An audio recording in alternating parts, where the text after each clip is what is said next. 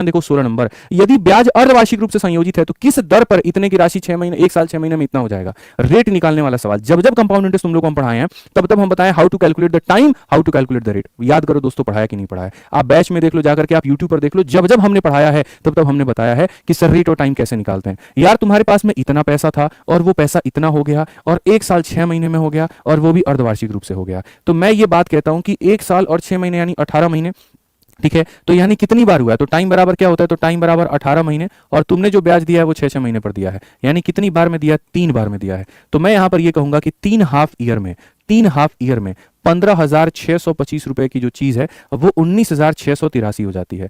3 half year में यहां का पैसा यहां पहुंच जाता है। तो 3 हाफ ईयर से 1 हाफ ईयर तक का क्या कहानी होगा। तो जब भी 3 से 1 पर आना तो याद रखना क्यूब रूट करके आना। समझ में आ गया बात यहां पे, ठीक है। समझ में आ गया कि नहीं आ गया। यहां पे जब भी 3 से 1 पर आना, 3 से देखो यहां पर समझना मेरी बात को, मैं आपसे क्या कहना चाहता हूं, 2 से 1 पर आने के लिए रूट करना होता है, 3 से 1 पर आने के लिए क्यूब रूट करना होता है। तो इसका क्यूब रूट यानी ये कितना हो जाएगा 25, और इसका क्यूब रूट कितना हो जाएगा 27। कितने का ब्याज हो जाएगा 2 का। तो रेट ऑफ इंटरेस्ट जो हमारे सामने हाफ ईयरली होगा वो 2 का ब्याज होगा 25 के ऊपर में, इंटू हमारे सामने 100 होगा, इंटू हमारे सामने 100 होगा। तो यहां पर ये कितना हो जाएगा 8%। ये 8% है हाफ ईयरली का। और दुनिया ये लोग गलती करते हैं, वो 8% आया नहीं, ऑप्शन नंबर ए दिखा नहीं, काम खत्म। गलत ऑप्शन, गलत इंसान जीवन में सबसे पहले आता है, इस बात को ध्यान रखो, ठीक है। तो हमेशा अपने आप को मेरे भाई यहां पर थोड़ा सा सब्र करिए, थोड़ा पेशेंस करिए, थोड़ा एक्स्ट्रा वक्त ले लीजिए।